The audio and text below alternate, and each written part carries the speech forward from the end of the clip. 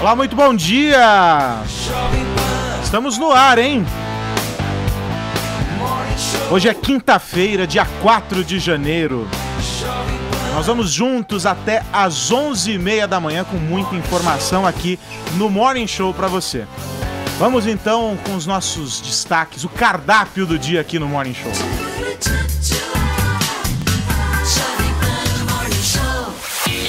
A arte imita a vida. A Operação Lava Jato investiga o filme Lula, o Filho do Brasil, lançado em 2010. E a vida não tá fácil mesmo para o ex-presidente. Uma estratégia de politizar o julgamento do dia 24, ele quer porque quer ser ouvido pelo tribunal que vai examinar a condenação que lhe foi imposta pelo juiz Sérgio Moro. Mentiras sinceras não interessam.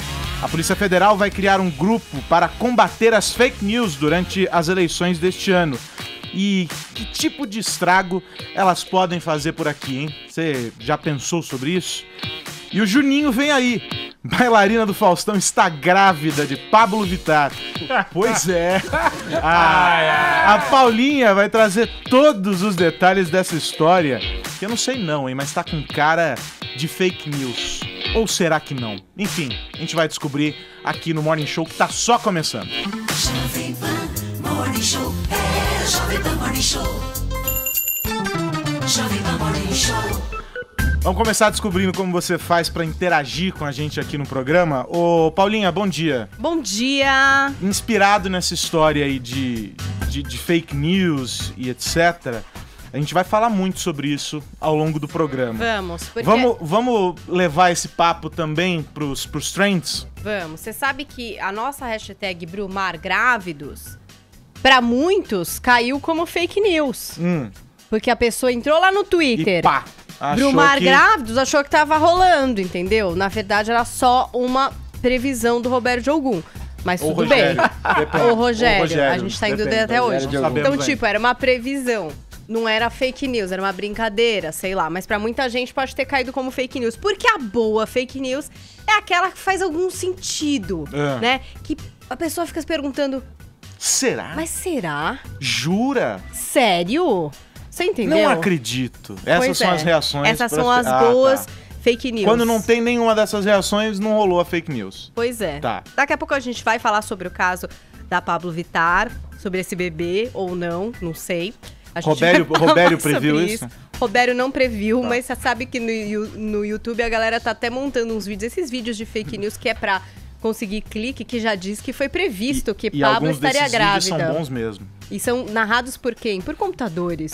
É muito maravilhoso. Por Cid Moreira. É verdade. Então hoje, hashtag fake news ou não. Quero que todo mundo confunda a cabeça, lance uma fake news, quem sabe você não emplaca entre os assuntos mais comentados do Brasil. Quem sabe você não renda matéria para algum site, porque isso já aconteceu também. Teve até restaurante que não existiu, sendo bem cotado no TripAdvisor. Por que você, com o seu tweet, não pode criar uma boa fake news? E a gente vai ajudar você, retweetando, é óbvio. Então, hashtag fake news ou não, lance o seu boato, a sua verdade, a sua versão da história, o seu meme, aquele também link da fake news que você mais se afeiçoou, se apegou, queria que fosse verdade. Estamos esperando a interatividade de vocês e se formos para os assuntos mais comentados deste país, tem prêmio no Twitter hoje. Agora, pra galera que vai mandar mensagem pelo WhatsApp, eu tenho uma proposta diferente, Paulinha. Eu quero saber quando eles caíram numa boa fake news.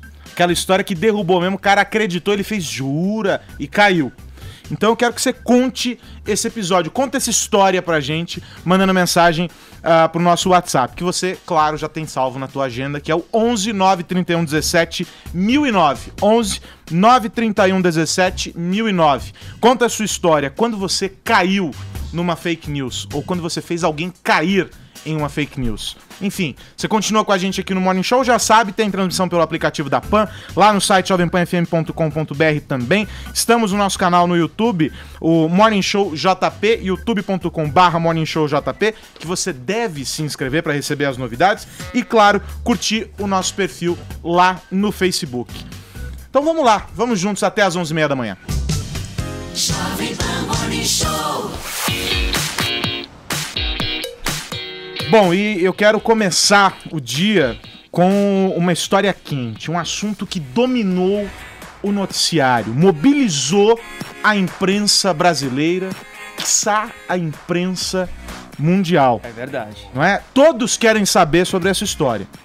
Caio, por exemplo, já comprou vários livros a respeito, que quer se tornar um estudioso. A atriz Bianca Bin, que ela é só a protagonista da novela das 9 da Globo, que se chama O Outro Lado do Paraíso, essa que você vê aí na imagem pela nossa transmissão, revelou que tem um apreço muito grande pelo sangue da sua própria menstruação. Ô Vini, que papo de vampirismo é esse? Olha, é uma notícia, Carlos Aros, que pode mudar aí os destinos da humanidade e quiçá até Parem as acabar máquinas. com as guerras no mundo. Já vou explicar o porquê. Mas a Bianca Bin, realmente, que está dando um show na novela das 9, Outro Lado do Paraíso, como a Clara, ontem fez diversas postagens ali no Stories do Instagram dela, divulgando e explicando como fazer uma espécie de ritual da menstruação. Essa... Tonholi, você já viu cada uma, né? Essa prática aí é chamada de plante sua lua e consiste no ritual da mulher jogar o sangue menstrual dela nas plantas. E segundo a Bianca Bin, isso pode ser curador, pode ser poderoso e profundo em todas as mulheres. Ela explica que a ideia é que a mulher ofereça, né, esse sangue em forma de um símbolo ritual, tornando aí um momento sacro e reafirmando as suas intenções. Pode jogar em qualquer planta ou tem que ser exclusivamente cannabis sativa? Fica a dúvida. Você tá plantando notícia. Ô, Toel, você que é um especialista, algo a dizer sobre esse assunto? Sim, vocês sabem que apesar de os gregos terem feito tanto avanço na matemática e outras artes, os gregos acreditavam na anima mundi. O que é anima mundi? Esse microfone tem uma alma, este sininho tem uma alma. Demorou aí algumas centenas de anos para o filósofo racionalista René Descartes dizer que as coisas não têm alma, que você só tem duas coisas no mundo: res cogitans, a cabeça que pensa, e a res extensa, o órgão que se move a partir do comando mental. Portanto, você acreditar que jogar sangue menstrual numa planta vai fazer algo é você regredir a um mau pensamento grego que foi enterrado pela história. A ideia de que a planta tem uma alma, o sangue menstrual tem uma alma e ambas as almas se comunicam com uma terceira alma, que é a alma da lua. Deus me livre, minha filha. É bruxa Wicca, Paula? Mas é uma palestra parece- gratuita. Veja só. Não, mas parece ser uma coisa meio ritualística. É. Uma coisa que ela fala nos textos é da mulher aceitar a menstruação como parte do que ela é, O que ela etc fala e que é tal. uma coisa que às vezes é passado como uma coisa ruim, o mau cheiro, né? Então, o eu tô mau- tentando cor. superar isso daí, porque que eu isso- continuo achando bem chato menstruar na minha vida. Agora, se ela acha legal, enfim, eu Isso gostaria vai da até de pessoa abraçar também, a menstruação com, assim, mais cada- fervor, porque eu cada acho um chato encara pra como caramba. quer, né? Exatamente, eu acho Mais chato. light, usar um OB pra fazer um chazinho. etc. Meu Deus, Tonholi! Depois Jesus dessa. amado. Que Mas conversa Deus, é essa, olha, gente? chega. Agora, Às não, 10 só e vou 11. comentar Esse aqui. assunto- ah, Eu não fala. tô me ouvindo, vocês Você estão tá vendo? Estamos te falando, ouvindo, pode ter vambora, certeza de que vambora. tá falando. Reginaldo Vai. A vai primeira fazer imagem com que que o mundo passou te ali. ouça. Obrigado, Reginaldo. A primeira imagem que passou ali, eu acho que era do Instagram dela, só que tinha 17 curtidas. Não, não. Essa daí. Essa é uma outra página, né? Mulheres de Raiz, não é? Ela Bianca, compartilhou, ela É compartilhou. porque isso aí é stories, né? Ela Stories, compartilhou no stories. Lá em cima é o perfil dela. A Bianca, mas aí não também, sei o que, lá Caio, O embaixo. meu, que só tem minha mãe, minha tia e meus 3 primos. Dá Não, uma... mas É que não é também dela, isso é depende uma outra do página. horário, né? Que foi divulgado essa então, foto então dela, eu tô né? viajando, que tá ali, ó. Bianca. É, mas isso aí, na verdade, há 21 horas. são stories, não é, Vini? É o stories. É o stories, É o stories. Ela deu um print dessa página eu não enxergo Mulheres daqui, de Mulheres de Raízes. Raiz. Isso. E ela Cara, eu publicou acho no assim, stories ela dela. Beleza, Pra faz. quem não- Eu gostaria de estar aceitando esse período que eu considero dos mais chatos que acontecem no meu mês, com tanta, assim, elevação. Agora, Paulinha, de todo modo é o seguinte, concordo ainda que você com não você, é um queira, dos mais ainda que você não chatos da queira vida do fazer um homem ritual como esse, a medicina avançou, Tem uma mulher, a tecnologia Reginaldo, mulher avançou Pois em tem busca de médicos formas até de que conforto pra acreditam- mulher, né? Não, e tem médicos que acreditam até que a gente não deveria estar menstruando tanto, já que antes a mulher tinha mais filhos e ficava um bom período da vida, inclusive sem menstruar, né? Porque grávida e no pós-gravidez você não menstrua. E hoje, com menos filhos, às vezes nenhum filho, né? A gente passa quase que a vida inteira menstruando. Eu acho legal até abraçar, entender isso e tal. Ela diz aí que usa o copo menstrual, que eu também uso. Não tenho problema nenhum com sangramento, não enxergo como nada sujo, nada disso. Mas assim, que é chato... é chato, vai, gente. É bem deve ser chato. desagradável, né? E a TPM que acompanha também não é nada de abençoado, pelo menos na minha o marido opinião. adora. Que você falou? Não Namorado entendi. também. Não, é desagradável, né? Mas quando eu falei de mudar os destinos da humanidade, Carlos, é porque ela termina toda a história citando uma antiga profecia. Ela só não falou quem fez essa Não deu, profecia. autor de profecia de autor desconhecido. não Não é do Chico Xavier? Mas como diz uma antiga profecia, que no dia em que todas as mulheres devolverem o seu sangue sagrado para a terra, as guerras então chegarão ao fim. Bom, então... Ó, vocês sabem que na ritualística antiga africana, o derramamento de sangue era importante para consagrar os elementos. A sociedade foi avançando e saibam vocês, os compêndios de macumba e magia negra dizem que o óleo de dendê substituiu o sangue. Minha filha, fica um pouco mais moderninha, joga óleo de dendê na plantinha, vai. Tá aqui. Chega, Agora eu vou virar essa Eu não página. sei quem é mais louco, viu? Se é a Bianca Bin Não, isso é ou se é páreo o Arcon duro. que sugeriu a Não, pauta também. É páreo viu, duro isso, Carlos? cara. Essa é a trinca. A Biancadinho, Arcon e Tonholi. Olha. Bom, Quem é mais maluco? vamos mudar de assunto, vai. Chega. Já deu isso aqui. É o seguinte: a Polícia Federal vai criar um grupo para coibir a disseminação das notícias falsas durante o processo eleitoral neste ano. Ô Caio, isso é um fato ou é uma fake news? Não, isso por enquanto é um fato. Por enquanto é uma ideia que ainda não se concretizou, mas é uma ideia que tá rolando. Teve uma reunião entre o ministro do Supremo Tribunal, Luiz Fux, entre o diretor da Polícia Federal, Fernando Segovia, e também o vice-procurador-geral eleitoral, Humberto Jacques. Eles conversaram, falaram, gente, é o seguinte, a gente precisa dar um jeito aí nas fake news, agora nessa próxima campanha eleitoral de 2018, a gente não pode deixar com que as fake news atrapalhem o processo democrático eleitoral brasileiro.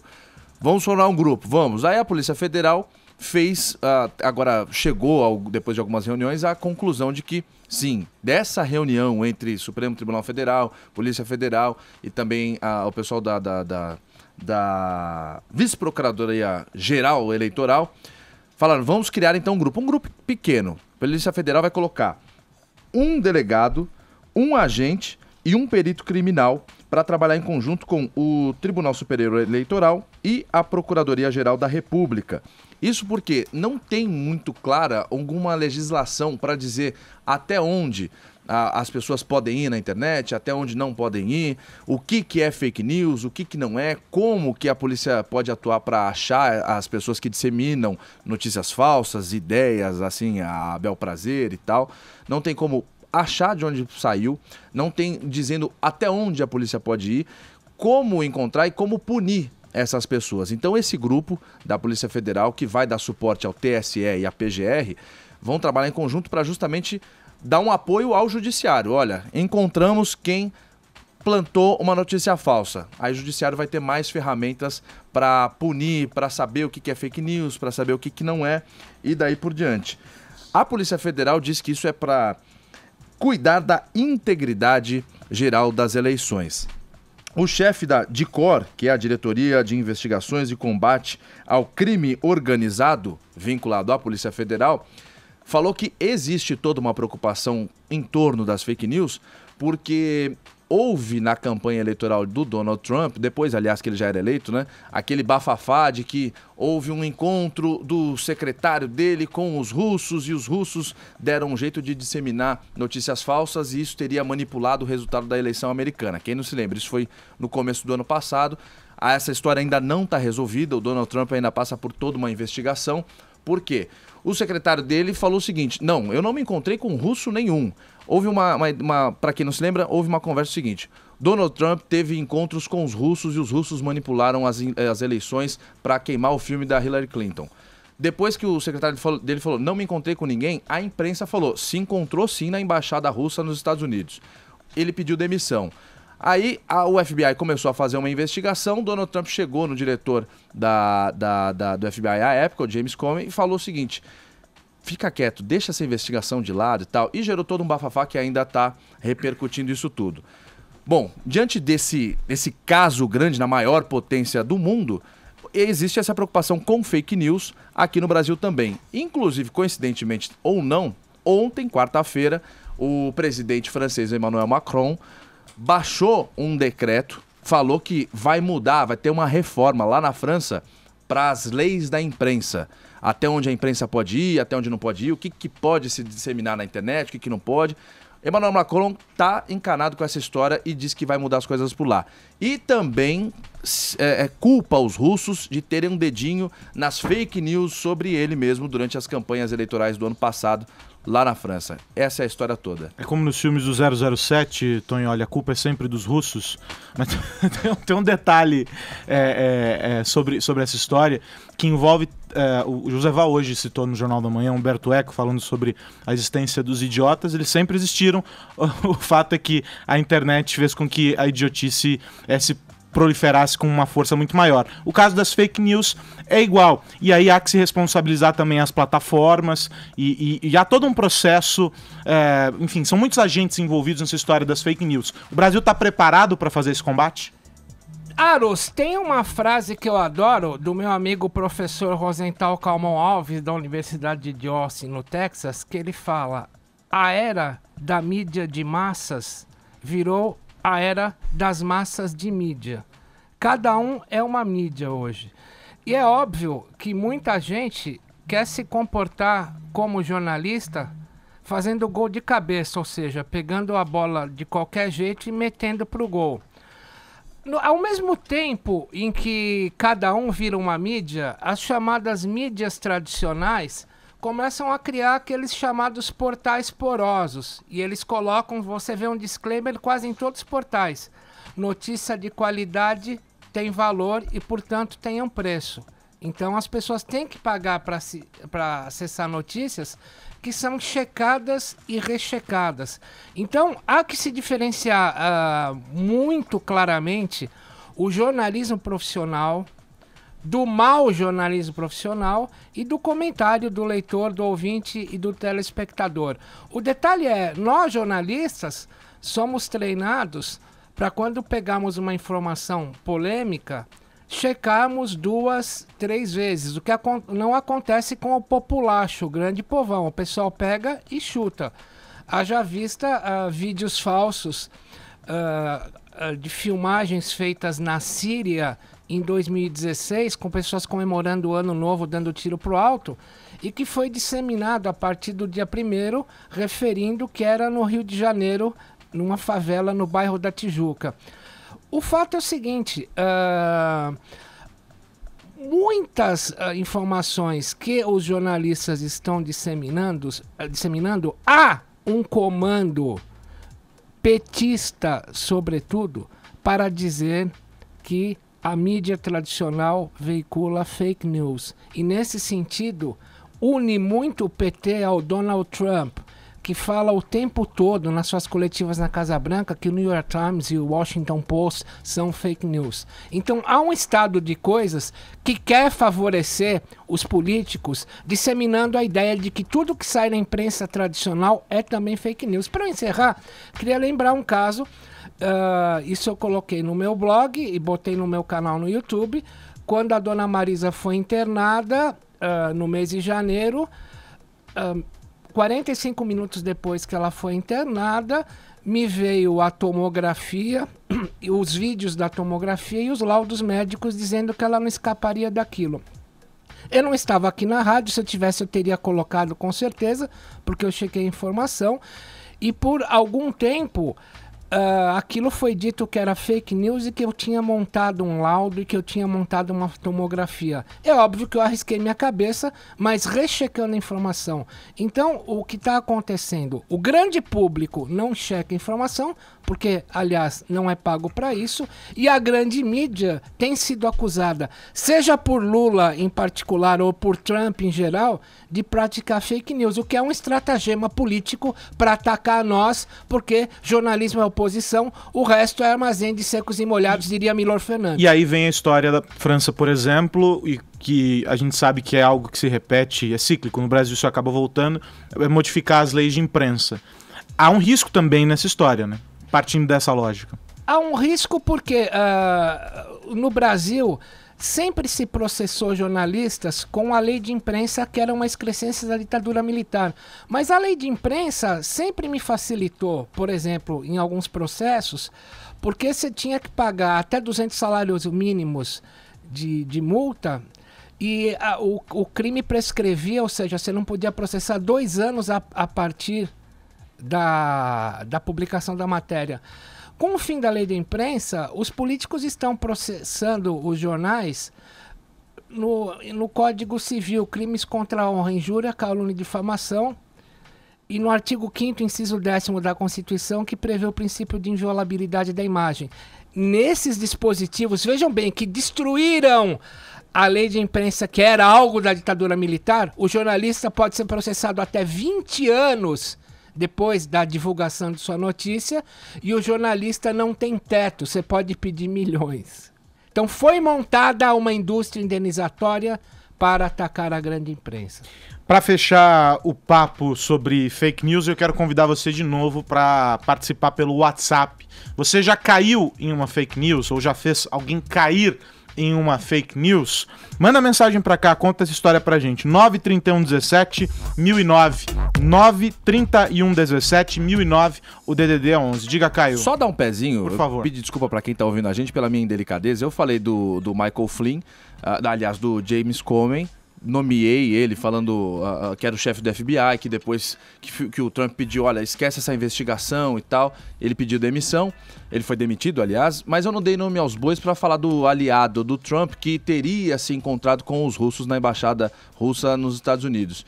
É o Michael Flynn, que eu chamei de secretário porque tinha me dado um branco. Michael Flynn era o conselheiro de segurança nacional no governo Trump, no comecinho do governo do ano passado. Tá feito. Bom, vamos falar sobre um assunto sério, Paulinha, sem fake news, enfim, vamos acabar com essa história, já deu, né? Foi, enfim, é importante a gente passar essa história a limpo para que não se entenda que trata-se de fake news, é muito importante, tá? Conta pra gente essa história de que tem uma bailarina do Domingão do Faustão que está grávida, dona desta voz aqui, ó, da dona desta voz aqui.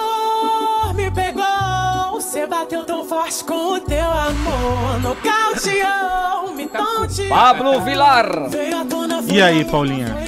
Cara, então, essa história apareceu na terça-feira num site chamado Minuto Livre, de um jornalista chamado Bruno Acácio, que disse exatamente isso, que teria uma bailarina do Domingão do Faustão, sem nomes, tá? A gente não tem nome de quem seria essa menina, que teria dito para umas amigas que estava grávida do Pablo Vittar, ou da Pablo Vittar, tanto faz. O próprio Pablo diz que ele não se importa de chamar a ou. Aí, bom, você imagina, né, com o sucesso que tá fazendo, as repercussões que tem, nananã, isso começou a se propagar. Estaria uma bailarina do Faustão grávida de Pablo Vittar? Duvido. Até poderia estar, né? Poderia. Porque a Pablo poderia ter um filho com quem ela quisesse, né? Porque O problema é querer, né? ao que a gente sabe, não é operada, tá tudo certo ali, naquele departamento, e poderia estar engravidando quem quisesse, não é verdade? Eu concordo. Sim. Mas, pelo que ela se coloca e tal, é homossexual, Sim. Beijo né? colacal? Gostaria de um outro cara, digamos assim, ao que a gente imagina. O Tonholi tá aqui ainda pensando no sexo dos dinossauros, ele mas tudo voltou bem. pros dinossauros. Bom, e aí, ficou essa notícia, assim, bem como um boato mesmo, né? Sem nenhuma fundamentação, já que a gente não sabia quem era a bailarina, não era nada de oficial, era um cara que tinha publicado. Apareceu o vídeo no YouTube narrado por uma pantera cor-de-rosa. São coisas maravilhosas que alimentam A uma internet coisa é que a gente genial. não sabe pra onde vai. O jornalista Pantera Cor-de-Rosa, todo irônicozão lá, falando a respeito disso. Foi de propósito. As E aí, pessoas o que é que acreditaram. acontece? Não, as pessoas ficaram em dúvida. Será que é? Será que não é? Será que tá? Será que não tá? O Léo Dias falou que tava rolando esse boato. E a Pablo foi lá no post do Léo Dias, que é a nossa TMZ numa pessoa só aqui do Brasil, Veja né? só que muita coisa acontece num campo de comentários do Instagram, É verdade, é verdade. E aí, no Léo, o que a Pablo comentou? Eu já ri tanto, tipo, dessa história, né? Então, querendo dizer, gente, que loucura. Até eu tô dando risada. Doideira. Do nível que é essa loucura dessa fake news, dessa coisa que inventaram a respeito. Então, gente, ao que parece, realmente podemos pôr o selo de fake news. Foi um grande boato, uma grande Pablo Vittar loucura. não será pai. Não Ao que será. parece, não vai acontecer, Não viu? será. Pode ser um dia, por que não? Cara, Pode ser, isso que eu falei, pode ser a qualquer Mas momento não e tudo foi bem. dessa Nesta vez. Mas circunstância. parece que Errou! desta vez foi mesmo boato. Então, Pablo Vittar não engravidou a bailarina do Faustão, que a gente nem sabe quem é essa tal da bailarina. Se ela E nem se era está bailarina, grávida, e se né? era do Isso, Faustão. Então, É sensacional. é isso, gente. Tá, Uma tá. grande fake news maravilhosa. Mais pra um abrir grande 2018. trabalho investigativo da nossa O repórter. FBI da internet Paula conseguiu Carvalho. resolver isso daí. Agora é o seguinte, a gente tem aqui na Jovem Pan um dos grandes jornalistas investigativos do Brasil. Sim, E aqui nessa bancada nesta também, né, bancada, Carlos Aros? nesta bancada. Que é o... Brincadeira. É o Cláudio Tonholi. Tonholi, vai Mas vocês atrás não dessa sabem, mas história, eu que amigo. cantei a bola pro Tonholi fundar a Brage. Aliás, Atrás dessa história, Tonholi. Então, você tem que descobrir quem é a bailarina. E se ela era de fato bailarina e se era do Faustão.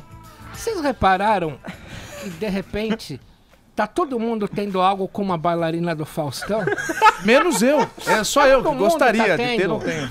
aliás, Olha o lá, próximo... não é, Paula? Quantos boatos você não ouviu envolvendo Sobre as bailarinas? as bailarinas do Faustão? Você acha que é isso? É a assessoria de imprensa das bailarinas? Não, é o que tá PR agindo? bombando ali na O que tá acontecendo, no balé. Tonholi? Eu acho que num mundo de empoderamento, Ah, as quem mulheres... controla a pelve? Não, as mulheres que estão Elvis com a Defante. libido à deriva, em pleno ar, não negando o papel dos seus corpos belíssimos e não se preocupando se elas estão sendo objetificadas ou não, acaba sendo uma referência quase mítica. Fulano de tal saiu com a bailarina. A bailarina do Faustão ficou a grande mama África da brasilidade. A mama Porra, África? o que É o sério sociólogo carioca diria? Eu diria que a questão é descascar as castanhas. Eu diria que o empoderamento a nível de balneabilidade da consciência pode ser diverso. Absolutamente diverso. Ah, genial, genial. Vamos falar sobre política então, vai? Vamos falar sobre coisas realmente sérias e que vão mudar os rumos deste país. O presidente Michel Temer trouxe de volta a linha de frente da política nacional uma figura conhecida de todos nós, Roberto Jefferson, delator do Mensalão. Aquele que tomou um soco? O próprio, PMDBista, citado ontem aqui por Ricardo Arcon. O PMDBista vai empossar a filha do presidente nacional do PTB como ministra do Trabalho. Acusada de receber caixa 2 da Odebrecht, a deputada federal Cristiane Brasil chega à pasta graças à atuação do pai em defesa da reforma da Previdência. E ele esteve emocionado. Roberto Jefferson disse que a nomeação da filha é um resgate da imagem dele. Solta o vídeo, Vamos Brunão. ver, Brunão. PTB indicou a Cristiane Brasil. Sim, foi. O nome dela surgiu, não foi uma indicação. Nós estávamos conversando, eu, o presidente Temer e o ministro Padilha, surgiu o nome da Cristiane Brasil, da deputada Cristiane Brasil. Nós fizemos uma ligação para o líder Chovair, que anuiu imediatamente com a indicação do nome dela. para refletir agora e começa a se emocionar. Olha lá. Presente emocionado. Ficou com a voz embargada nesse momento. A levantadinha de sobrancelha. Por que tanta emoção? Cita um choro. Olha lá. Era uma pausa dramática. Não. É surpresa? Orgulho. É surpresa. E a emoção que me dá. Por quê? É um resgate, sabe, querida? É um resgate. É um resgate que a imagem É um do senhor, resgate, da um família, resgate. Isso. depois do que aconteceu no mensalão. Já passou. Mas é isso, fico satisfeito. E o presidente... Cláudio Tognoli, o mundo dá voltas e a política, muitas voltas, hein? O Roberto Jefferson, a gente lembra que ele era da tropa de choque que defendia o Collor contra o seu impeachment, né? Depois o Roberto Jefferson acabou sendo condenado no mensalão porque ele admitiu ter recebido 4 milhões do esquema do Marcos Valério para apoiar o Lula a partir de 2005.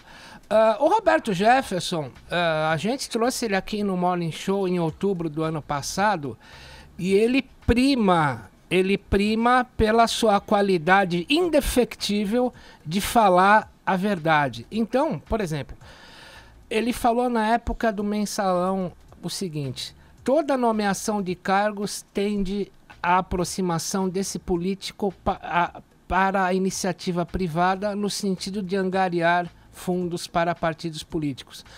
Instado ontem pelo jornal o Globo para ver se ele mantinha essa frase, ele manteve, falou, é isso mesmo, mas no ministério, não. De qualquer forma, o Roberto Jefferson admitiu aqui, ele fala a verdade sempre, tanto que ele confessou tudo no mensalão, cumpriu sua pena, hoje é um homem quites com a justiça. Ele admitiu que ele só denunciou o mensalão porque ele não conseguiu que o PT fizesse uma nomeação para Furnas de uma pessoa de sua confiança e da confiança do PTB e mantiveram aquele braço direito do Aécio em Furnas, que é o Dimas Toledo. Para vocês terem uma ideia de o quão esse choro do Roberto Jefferson é genuíno, aqui traremos um bastidor.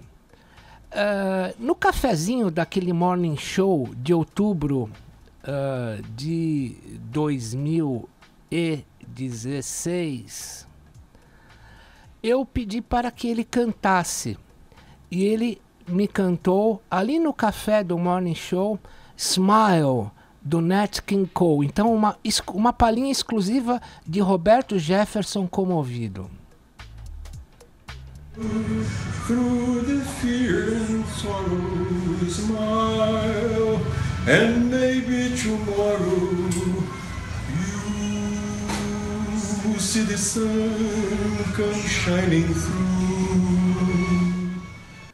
Bom, essa música do Nat King Cole tem muito a ver com a vida dele, porque fala, mesmo quando o seu coração estiver doente, a vida estiver ruim, sorria, porque dessas formas as nuvens vão te capturar e quando o sol você voltar a brilhar, você vai sorrir com o sol. É o que aconteceu com ele ontem. Sim ou não, Aros? Agora, Tognoli, tem toda uma história aí que envolve uma dança das cadeiras no governo Temer. Ele já ia promover mudanças nos ministérios por causa das eleições, com a saída de alguns ministros. O ministro da Indústria, Comércio Exterior e Serviços, Marcos Pereira, pediu demissão ontem, inclusive na carta. Ele disse que tem orgulho de ter participado do governo. Ele estava desde o começo do governo Temer, e ele diz o seguinte: popularidade não quer dizer absolutamente nada. Como disse Confúcio, o homem de palavra fácil e personalidade agradável, raras vezes é homem de bem. Há muitos por aí que comovem multidões, mas a exemplo do conto O Flautista de Hamelin, encantam e arrastam milhares para o abismo. Essa dança das cadeiras no governo Temer e todas essas mudanças, inclusive a vinda da filha do Roberto Jefferson, tem um preço para o governo. Qual é esse preço? O preço do governo é o seguinte, é o preço da moeda de face. O que é o preço da moeda de face? O apoio à reforma da Previdência vai custar ao governo Temer distribuição de emendas parlamentares. Eu sempre gosto de lembrar esse número. Nos 5 primeiros meses de governo Temer, o governo Temer distribuiu 900 e poucos milhões de emendas parlamentares, e a partir de junho do ano passado, quando o governo Temer começou a ficar com a sua vidinha muito pequena face às acusações do Joesley Batista, o governo Temer distribuiu, entre emendas parlamentares e ajudas a estados e municípios, cerca de 20 bilhões com B de bola de reais. Então a questão que se põe é o quanto não custará para o governo Temer manter essa base de reforma da Previdência em termos práticos, ou seja, a liberação de grana vai custar e vai custar com moeda de face.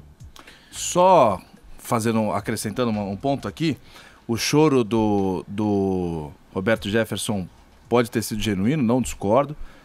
Pode aparentemente parecer genuíno, mas a gente não pode se esquecer também que o Roberto Jefferson esteve enrolado até as tampas no processo do Mensalão, do qual ele fez parte, inclusive pagou as consequências por isso, pagou de forma bem branda, mas de segundo a justiça pagou. E a filha dele, que está assumindo agora o Ministério do Trabalho, foi citada nas delações da Lava Jato. Foi retirar com as próprias mãozinhas 200 mil reais pela campanha por Caixa 2. Só isso que eu queria colocar. Bom, você pode mandar mensagem para cá para participar do nosso WhatsApp e respondendo se você já caiu em fake news. 931 17 1009. Se já caiu em fake news, compartilhe essa história com a gente. Vamos dar uma rápida parada. São 10h39 agora.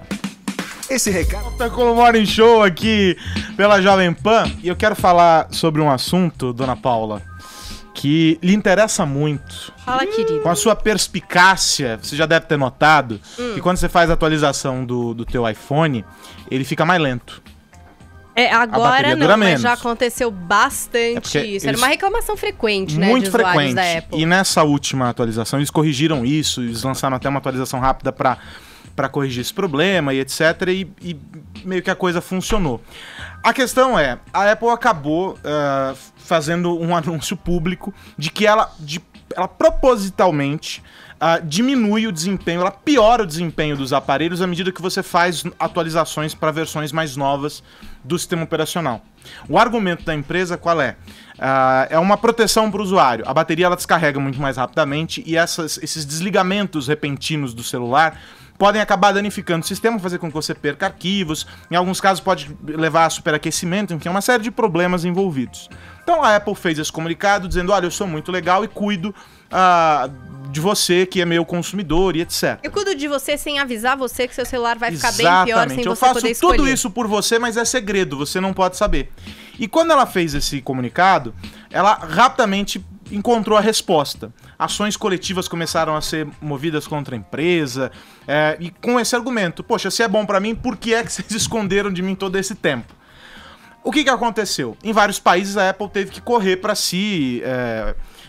para responder a população, enfim, os consumidores. E aqui no Brasil, ela foi ontem notificada pelo Procon, a sede da Apple aqui em São Paulo, o oficial foi lá para fazer a notificação porque o Procon quer explicações. A primeira delas é, se vocês fazem isso pro bem do consumidor e agora vocês estão dizendo que é possível trocar a bateria, por que é que vocês estão vendendo essa bateria pelo preço que estão vendendo? Vocês estão fazendo um comércio com algo que era para ser uma reparação de um dano, etc. Como é que as pessoas podem fazer essa troca? Quem precisa fazer essa troca? Será que todo mundo que tem um iPhone tem que sair correndo para trocar? O Procon colocou tudo isso num ofício e foi entregar. Só que aí, o Dr. Paulo Miguel, que é um dos diretores do Procon, conversou comigo ontem à tarde e ele disse o que aconteceu quando o Procon chegou na sede da Apple aqui em São Paulo. Vamos ouvir. A notificação foi feita hoje às 15 horas, lá no prédio onde estão instalados a Apple no Brasil, ali na rua Leopoldo Couto Magalhães. Nós estivemos lá, o fiscal do Procon esteve lá para poder fazer a notificação. O pessoal mesmo da Apple não quis receber.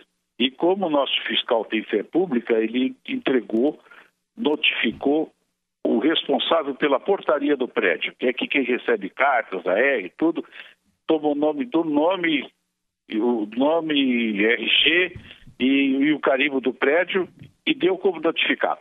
Procon tem poder de polícia. A partir da hora que ele faz essa notificação e nós não somos respeitadas o que solicita dentro da notificação, evidentemente que nós iremos aplicar as sanções cabíveis para a Apple, né? O fornecedor será enquadrado dentro das leis. Eu conversei ontem com o pessoal da comunicação da Apple, fiz alguns questionamentos e tudo mais, e basicamente o que eles têm é o seguinte: nós não vamos nos posicionar agora, quando a Apple tiver um posicionamento, a gente faz a comunicação para vocês, a gente vai enviar para vocês. Não vão disponibilizar nenhum porta-voz, a Apple raramente coloca alguém para falar, sobretudo quando uma questão é grave como essa. Mas a gente responderá no instante em que isso for decidido aqui dentro. Por enquanto não tem nenhum posicionamento. O que se sabe? Que a partir dessa notificação a Apple tem 10 dias e esses 10 dias começam a contar hoje, quinta-feira.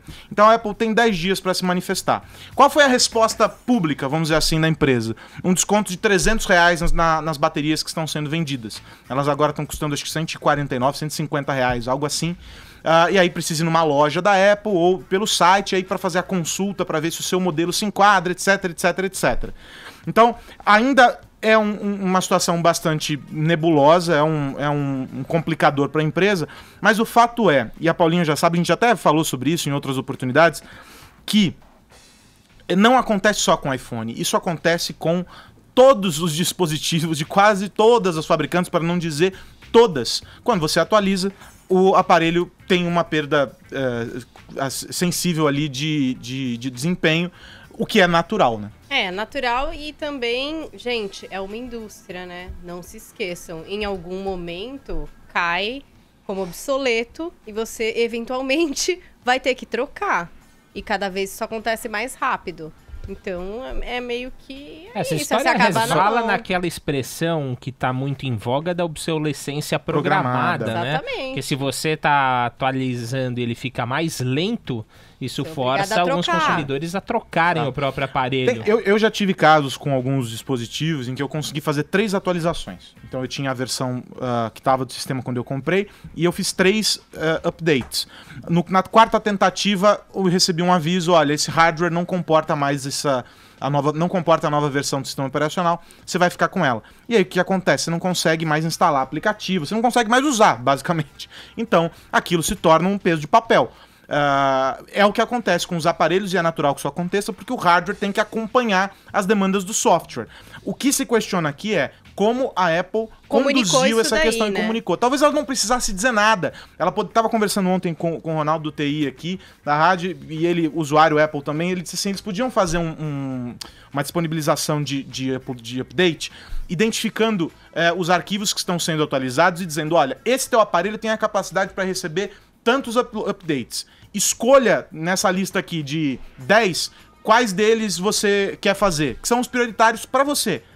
E depois, amigo, o que você não fizer... haverá perda de bateria. E aí você deixa claro. E aí você escolhe se você quer ou não fazer. Né? As empresas foram checar, enfim, virou uma bagunça, tem 10 dias pra responder, vamos saber o que vai acontecer. Eu só não entendi a parte que você falou, que qual o posicionamento deles, eles vão dar um desconto de R$300. Eles já estão dando. Mas a bateria nova. Custa 150? A bateria, ela passou a custar 150. Com desconto. Tá, antes era 450, tá 149. Mas é assim, não é todo mundo que precisa trocar, então tem que ir na loja pra ver e tudo mais. Vamos virar a página? Boa.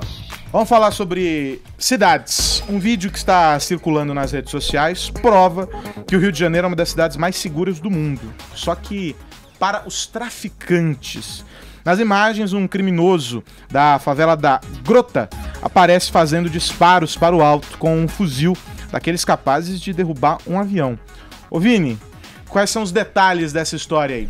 Lá no Complexo do Alemão, né, Carlos Aras? Você lembra que ontem eu trouxe aqui a notícia, né, do menino aqui em São Paulo que foi baleado depois de um sujeito atirar 6 vezes para o alto e um desses tiros atingiu um menino, né? E aí no Rio de Janeiro a gente está vendo uma história parecida com essa, só que aí dessa vez de um traficante lá na favela da Grota, né? Esse vídeo acabou viralizando, ele acaba atirando com este fuzil .50, que é um fuzil exclusivo das Forças Armadas e pode derrubar até um avião, ou seja, tem um poder de destruição altíssimo. E antes dele atirar, ele dedica, né, esse vídeo ao traficante Rogério 157, que foi preso em dezembro pela polícia. Vamos ver direitinho aí esse vídeo aí do traficante atirando pro alto. Parceiro, nosso irmão, Rogério 57, porra! É nóis, liberdade, vai!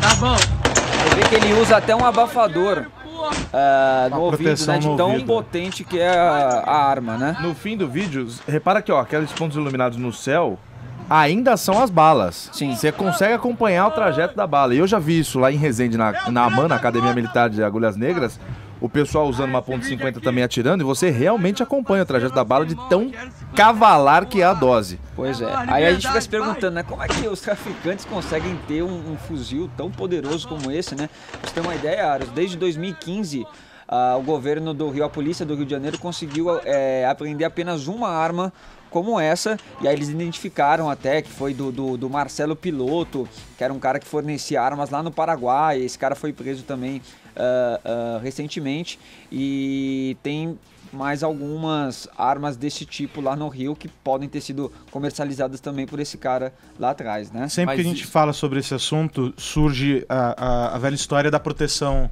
das fronteiras, né? O combate ao tráfico de drogas e sobretudo também de armas.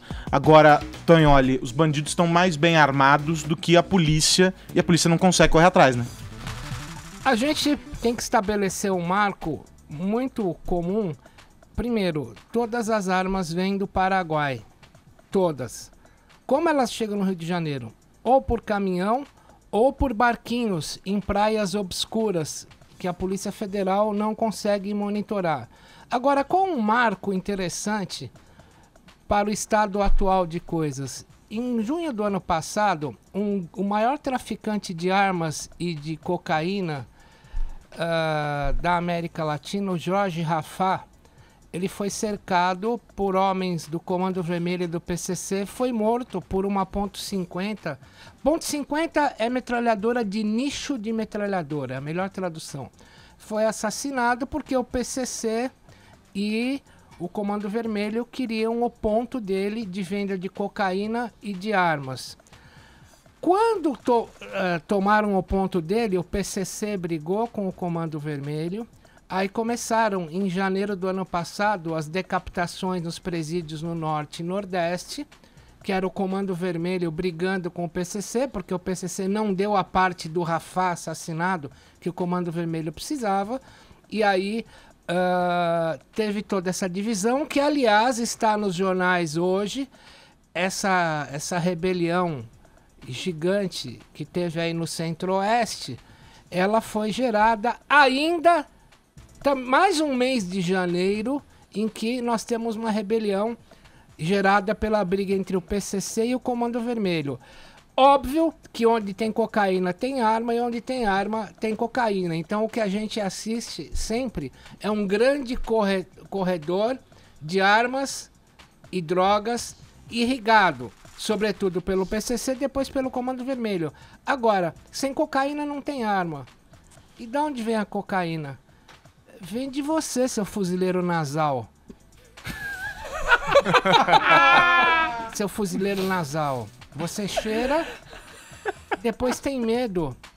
Passa as festas cheirando, depois tem medo.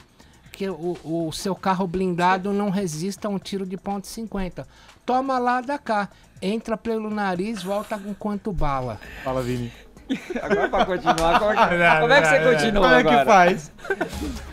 Ainda nessa esteira das balas perdidas, Aros, durante a noite de Réveillon, uma jornalista também lá no Rio de Janeiro, a Márcia Mendel, de 37 anos, ela estava lá passando o ano novo com a família, na sua cobertura ali no Flamengo, né, bairro da zona oeste do Rio na zona sul do Rio de Janeiro, perdão, quando ela sentiu uma dor no pé, queimando, né? Mas aí ela acabou deixando passar, fez um curativo ali e só foi no hospital no dia seguinte, né? Tava um pouquinho de sangramento, mas enfim, ela deixou pra ver isso só no dia seguinte. Chegando no hospital, os médicos por cima ali também não viram nada demais, aí pediram um exame de imagem quando viram que tinha uma bala de fuzil também alojada dentro do pé dela, né? E aí ela já fez também aí já prestou depoimento, né, na polícia dentro do próprio hospital, porque ela teve que ficar internada, e a polícia aí acredita, né, que tenha sido uma bala atirada de cima para baixo aí que acabou caindo no pé dela, Carlos Alves. Fala, Caio. Só deixar uma pergunta no ar. Quando começou a crescer demais o número de ataques do Estado Islâmico, eu acho que o marco principal foi aquele ataque ao Charlie Hebdo, os países envolvidos com essa questão do Estado Islâmico, sobre a Rússia, sobretudo a comunidade europeia, tomaram uma decisão de parar de chamar de Estado Islâmico. Levantou-se a questão, não é um Estado de fato, não vamos chamar também para não dar o empoderamento, né? Começaram a chamar de ISIS, né? Para não ficar falando nome, até que as pessoas aceitam como Estado. Esse vídeo que a gente acabou de ver é um vídeo de WhatsApp, então viralizou, foi passando de um para o outro até chegar aqui, a gente está comentando isso, as pessoas comentam e tal. O quão sadio também é a gente ficar vendo essas coisas de traficante do Rio de Janeiro e falando, se comenta muito mais sobre o Rio de Janeiro do que o crime em São Paulo. Não sei se é uma falsa sensação que eu tenho, mas eu me sinto muito mais seguro em São Paulo do que quando eu morava no Rio até o ano passado. Esse tipo de coisa que se fala, as pessoas também comentam, olha, o cara tá com um fuzil. Pra estar desperdiçando bala daquele jeito, quer dizer que eles têm bala de sobra. Mas às vezes é um fuzil só, talvez sejam dois, não se sabe. Mas quanto mais a gente fala, mais empoderamento eles ganham.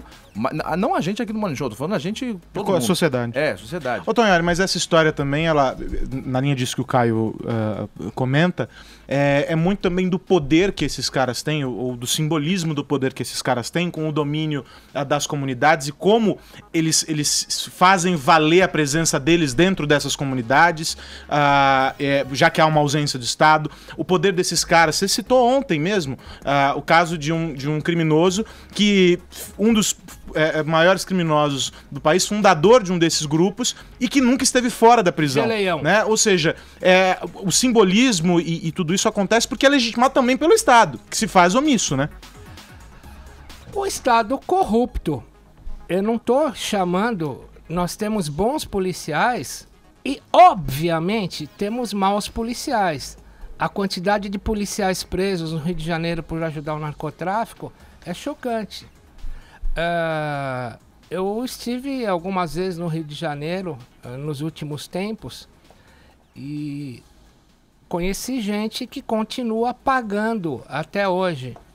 GatoNet, você não pode instalar um serviço de internet, de TV a cabo legal, o traficante lá fala, você tem que pegar a GatoNet, pagar do meu, você tem que comprar no mercadinho controlado pelo traficante, você tem que comprar gás do traficante e tem que comprar material de construção do traficante.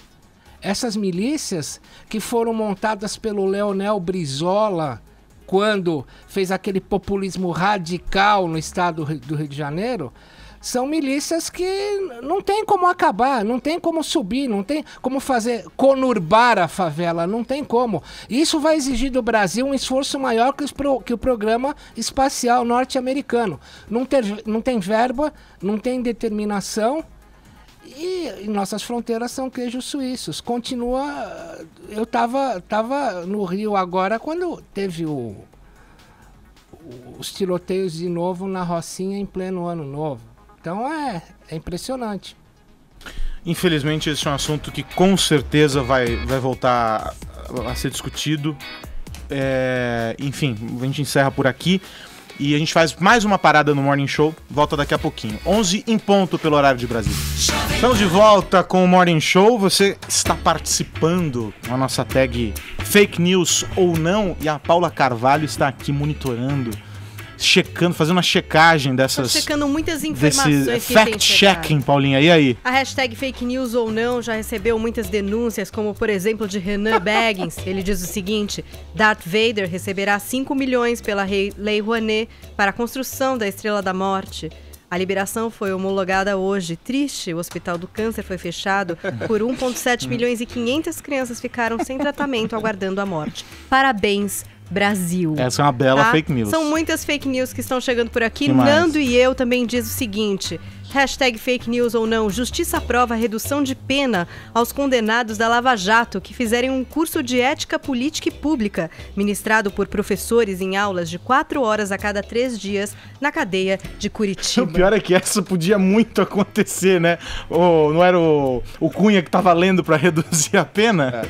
Pois é, e vocês podem aí dar uma aceleradinha, senão não vai ter prêmio hoje não, hein? Hashtag fake news. Cadê o squad? Cadê o Morning Spot? Agora, só fazendo uma ressalva, a gente tá brincando com um assunto seríssimo e a gente dá importância que tenha esse assunto. Exato, lógico. Sempre falando o que você deve fazer. Eu acho que a gente chamando a atenção dessa forma faz com que as pessoas reflitam sobre fake news. Até porque, né, com uma brincadeira dessa, mostrando que você sabe identificar uma fake news, porque você sabe criar uma, você é capaz de cair em roubado, parar de ficar compartilhando esses links, esses prints bizarros que as pessoas compartilham pelo WhatsApp, que é o grande proliferador de todas essas historinhas, essas mentiras que acabam se tornando verdades de tão repetidas, de tão compartilhadas que são. Se você parar de ler só o título e ler a notícia inteira, fica mais fácil você entender o que é verdade e o que é falso. Então é importante esse tipo de brincadeira que é muito, muito séria. E a gente perguntou se você já caiu em uma fake news e você mandou mensagem pra cá, vamos ouvir. E aí, galera do Morning Show, ótimo ano pra vocês, tá? Parabéns pelo programa. Tonholi, sou seu fã, irmão. Sim, já caí numa fake news já. Mandaram uma foto aí de uma menininha que ela tava numa delegacia aqui da região de Osasco. E aí o que aconteceu? Saí divulgando pra ver se todo mundo reconhecia a menina nunca apareceu nessa delegacia. Temos contatos com alguns amigos meus, polícias também. E aí essa menina nunca tinha aparecido nessa delegacia. Acabei caindo nessa armadilha aí que o povo coloca aí pra alguns de nós. Infelizmente, né? Mas foi só dessa vez só. Agora eu não dou mais confiança pra nada.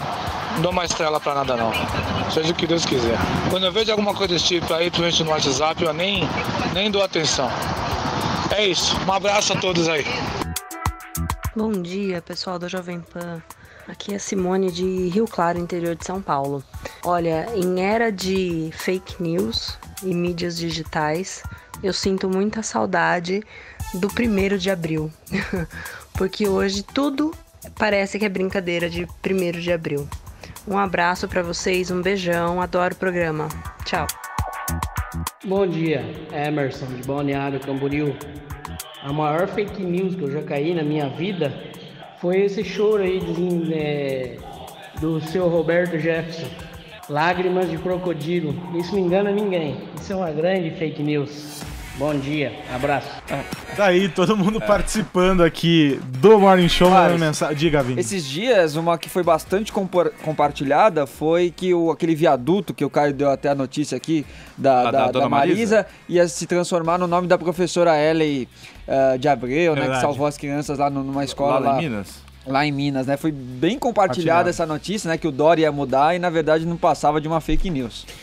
Bom, vamos falar sobre um assunto que é um combo, são 2 em 1, política e cinema. Ô Bruno, ajuda a gente a lembrar desse filme aqui.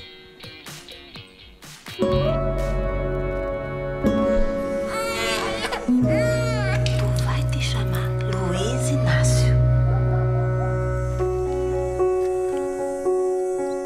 Vamos, gente! Campeão da felicidade!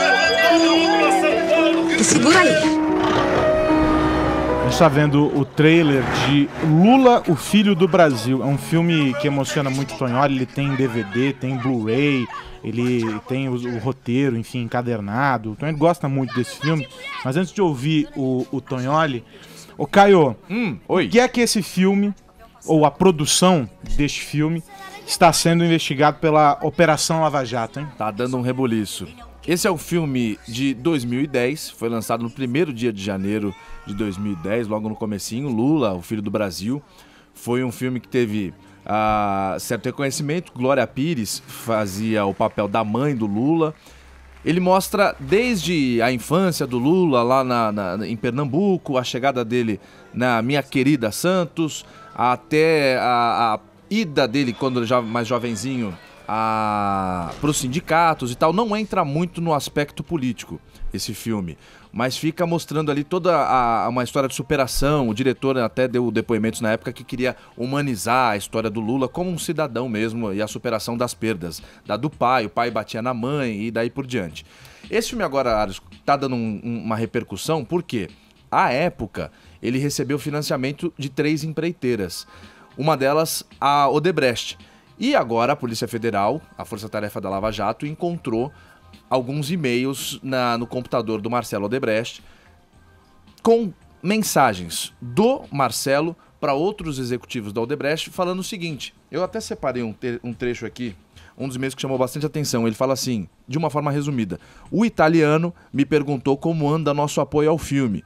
Aí continuando numa sentença, aí outro trecho ele fala assim, para terminar essa mesma frase: mas adiantei que se tivermos nos comprometido, seria sem aparecer nosso nome. Isso é um trecho de um e-mail, de um desses e-mails do Marcelo Odebrecht para os outros executivos, 2 deles, inclusive, já são delatores da Odebrecht.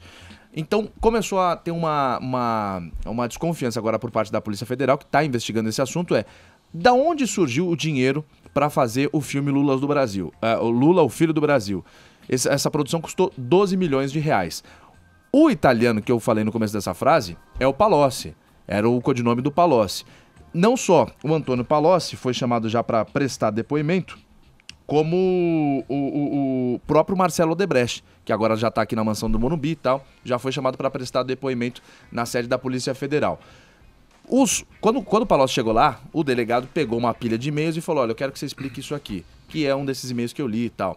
O Marcelo Odebrecht fez a defesa dele, falou: olha, a gente estava realmente conversando, o Lula pediu dinheiro e tal, não sei o quê. O delegado virou e falou: mas ele pediu dinheiro em troca de apoio para alguma coisa? Qual que foi essa troca? O Marcelo Odebrecht meio que lavou as mãos, inclusive defendeu o pai dele, o Emílio Odebrecht, que é o atual presidente da empreiteira e que não se dá bem com o Marcelo Odebrecht.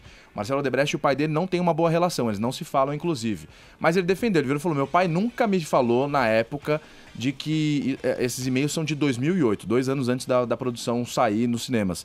Ele falou: meu pai nunca me falou que o Lula pediu apoio, pediu alguma troca, algum favor em troca dessa grana. Então ficou nisso, a polícia continua investigando. O Palocci, no depoimento dele, falou o seguinte: olha, eu quero muito colaborar, doutor, com as investigações, mas nesse momento eu vou ficar calado. Ou seja, até agora se sabe que tem essa desconfiança em cima desses 12 milhões que custearam a produção, mas não se sabe muito mais coisa além disso, pelo menos não divulgada agora. Ô Tonho, olha, eu quero ouvir você sobre esse assunto, mas eu vou já fazer um pacotão aqui e aí já passo a bola para você com os 2 temas, tá?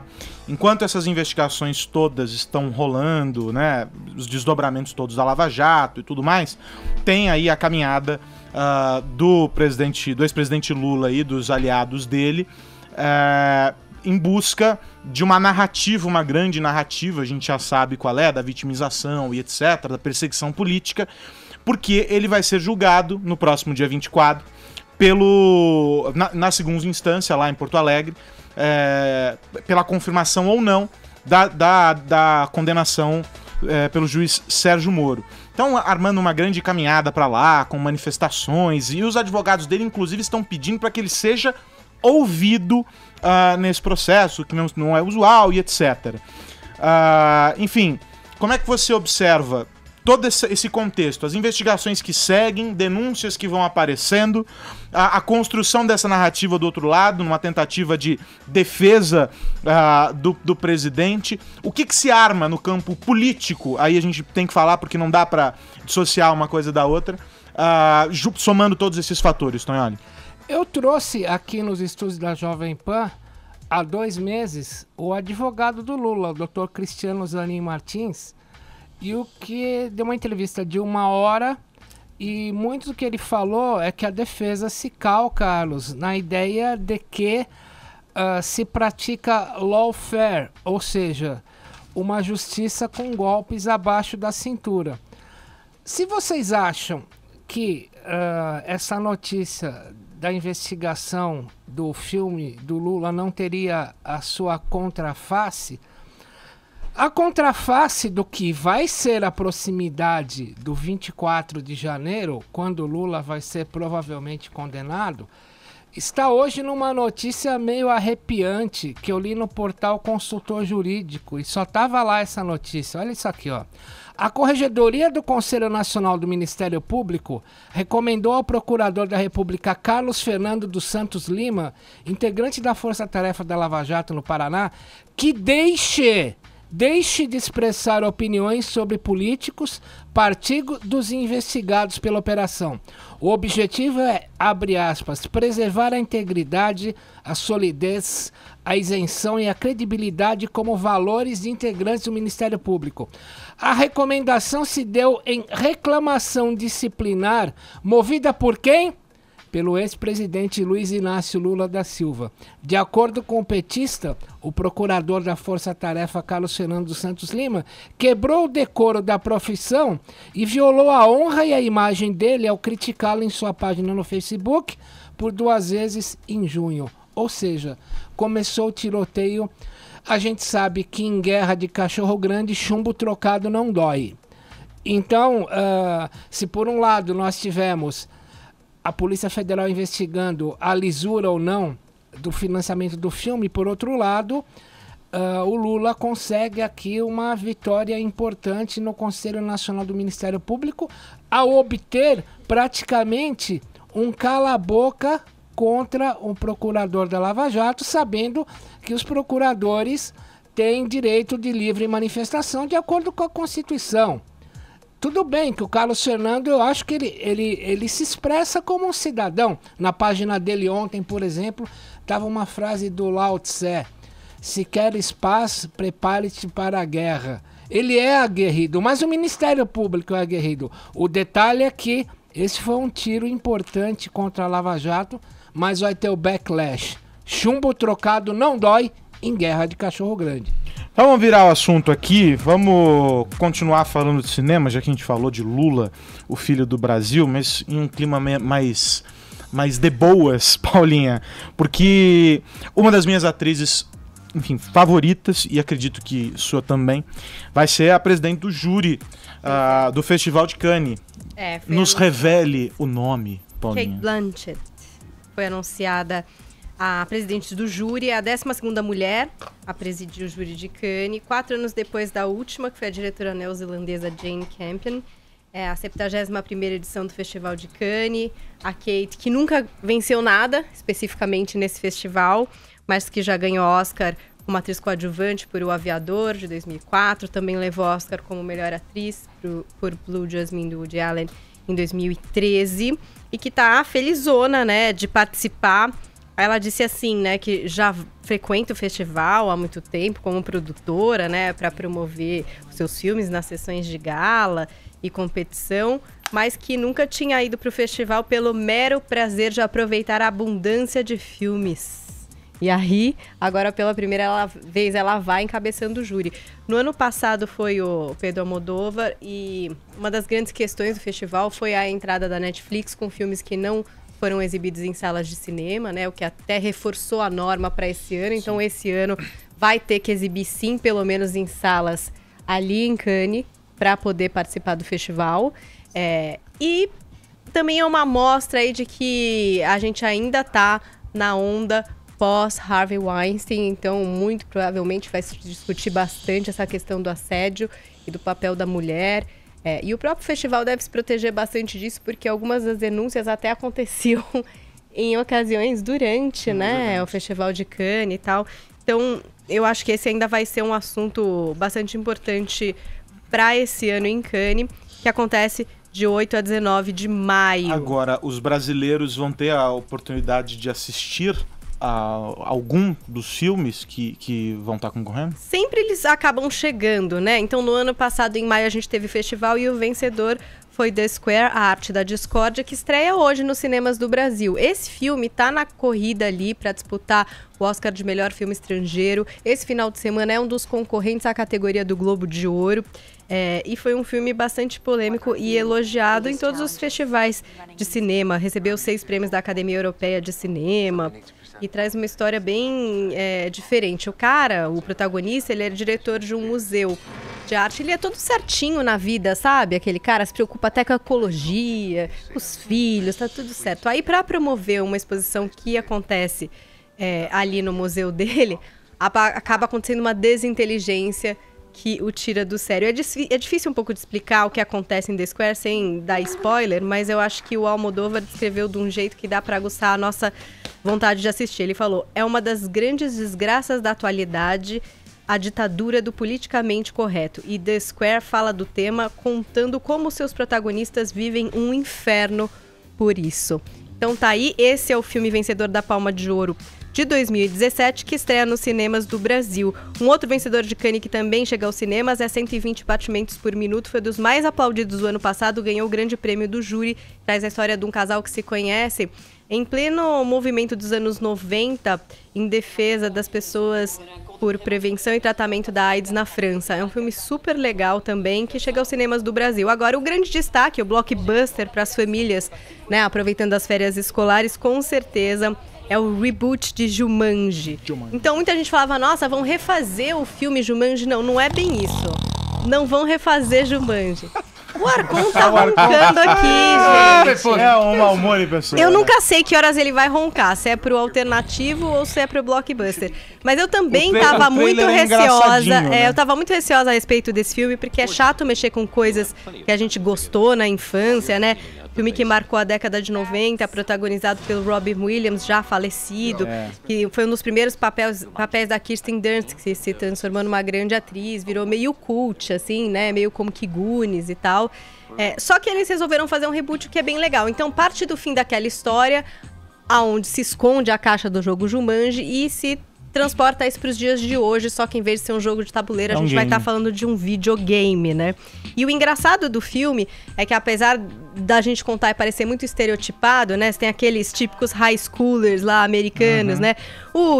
A bonitona da escola popular, o fortão, o nerdinho, a menina esquisita e tal. Eles vão jogar o jogo e ali eles vão escolher os personagens, né? Pra eles jogarem. Só que quando eles entrarem no jogo, em vez de serem eles vão ser os personagens. Então, por exemplo, o esportista vai virar um fracote baixinho interpretado pelo comediante Kevin Hart. O nerd vai virar o gigante, que é o Dwayne Johnson.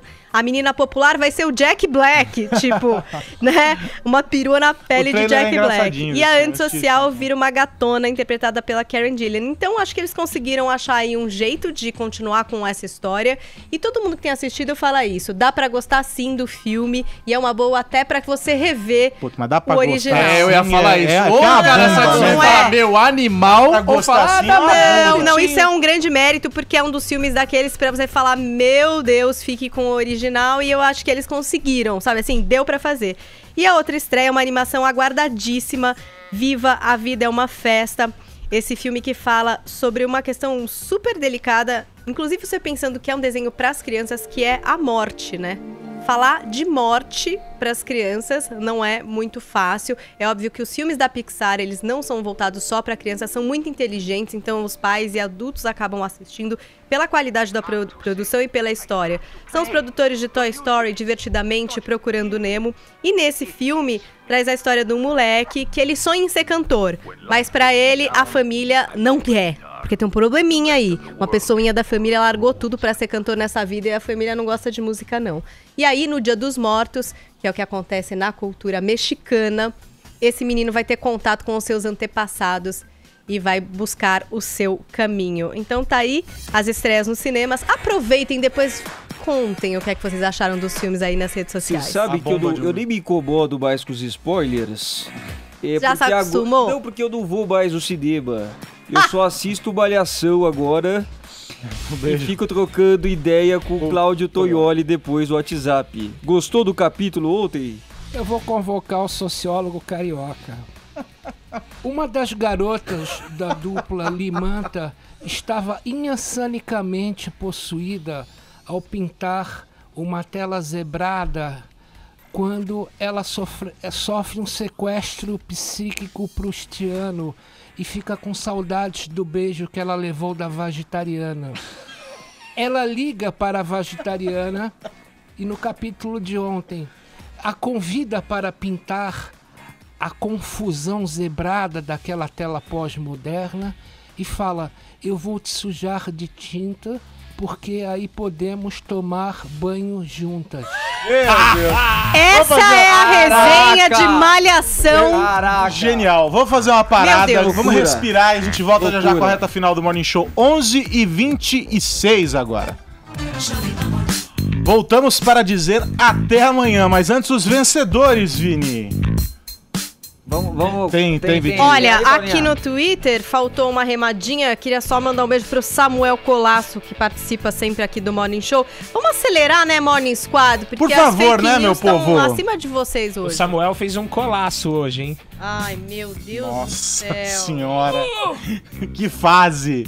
Que fase. Que fase. E aí, Vini? Leonardo, vencedor de hoje. Leonardo, vencedor de hoje. Morning Show desta quinta-feira termina aqui, mas ó, amanhã tem mais, às 10 da manhã, Morning Show de volta. Caio, abração, mestre Tonholi, até amanhã. Tchau, Paulinha. Tchau, tchau. Tchau, Vini, tchau. Bora viva, Léa Silva. Jovem Pan Morning Show.